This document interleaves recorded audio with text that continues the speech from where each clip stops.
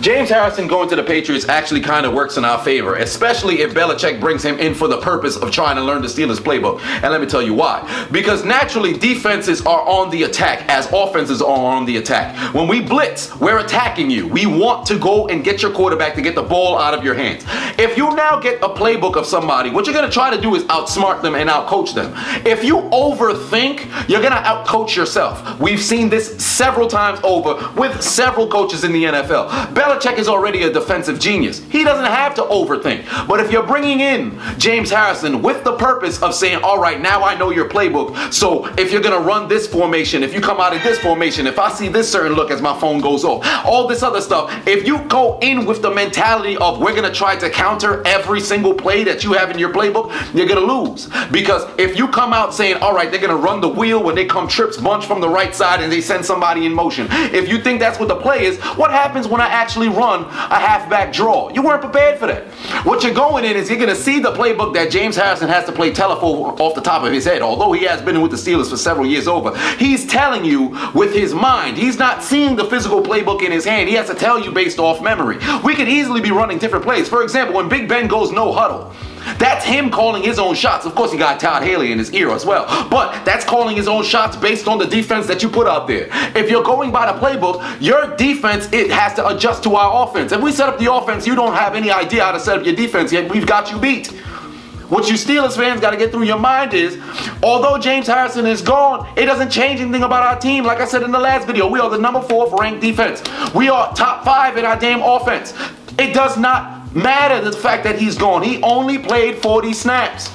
As much as he did in the past is the past for a reason. All right, we are moving on. If the Patriots had to come out and say, all right, we need to go get Harrison on, that shows that they were worried. Like I said, after the damn Patriots game, I told you that they should not feel like they were very confident after that game. And if they had to bring James Harrison in there to try to gain intel, that means that they're worried. We've already got the upper hand on them.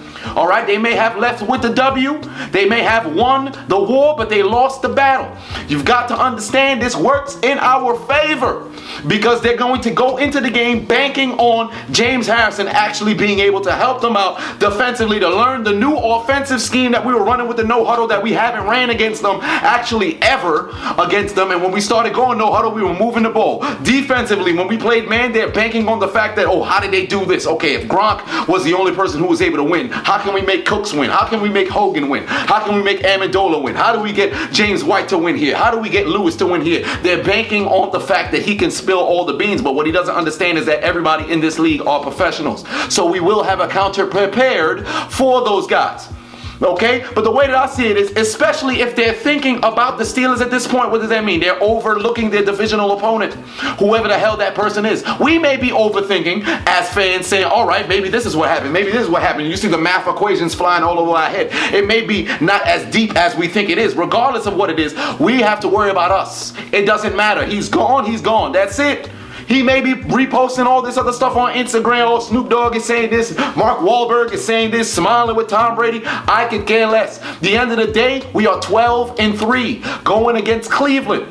Focus on us. We got ourselves a first-round bye already. Antonio Brown will be back for the divisional. Our offense, when it's firing on all cylinders, cannot be stopped by anybody. And when our defense shows up, our front 4 is playing phenomenal. We don't need to blitz anymore. Understand, James Harrison is an outside linebacker. When he blitzes, it's a blitz. He's the extra 5th man. If we come with Cam Hayward, we got Stewart over there. We got Hargrave in the damn game. We got Alualu in the damn game. If we can get a pass rush with just those 4, or we put TJ Watt fingers in the dirt and he rushes too, and we can rush with just 4, guess what? Our linebackers are able to drop into coverage. And we got some damn good linebackers who can cover. Vinny Williams, yeah, he can cover. Or I should say Vince Williams, he can cover. Sean Spence, he can cover. We got a couple of guys who can go out there and cover. Arthur Moats can go out outside linebacker and cover. James Harrison can't cover the way he could when he was younger. He was a defensive liability. When you saw him in the game, you knew he was only going to blitz. This works in our favor because he was one-dimensional. So now the Patriots have him, and guess what? You're not going to see the Patriots drop him into coverage.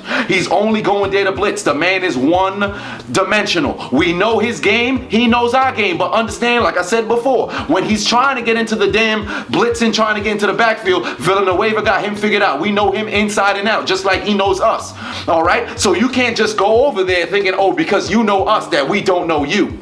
So if he's in the game and he thinks he's going to be this difference maker, it's not happening, because we're going to shut them down. That's what competitors do. We go out there and win. It doesn't matter who's on our team, who's not on our team. We are going to the damn Super Bowl to win our 7th Lombardi, because at the end of the day, we're not doing it for Harrison. We're doing it for the Roonies. We're doing it for Steelers Nation. And more importantly, we're doing it for Ryan Shazier. So I don't care what linebacker comes or leaves. We're doing it for bigger purposes. All right, it's this over here till the death of me. Whether Harrison wants to be here or not, it doesn't matter, because the Steelers Nation is what matters. Okay, so we're gonna get this W against the Browns. We're going into the divisional round, go get the W there, going to AFC Championship, get the W there, going to the damn Super Bowl out there in Minnesota, getting the W there, lifting up the damn Lombardi. That's the way we should all be seeing it. I've had enough of this Harrison talk. This is the last time I'm gonna talk about James Harrison. All right, now I'm gonna go back into the shadow realm where I came from.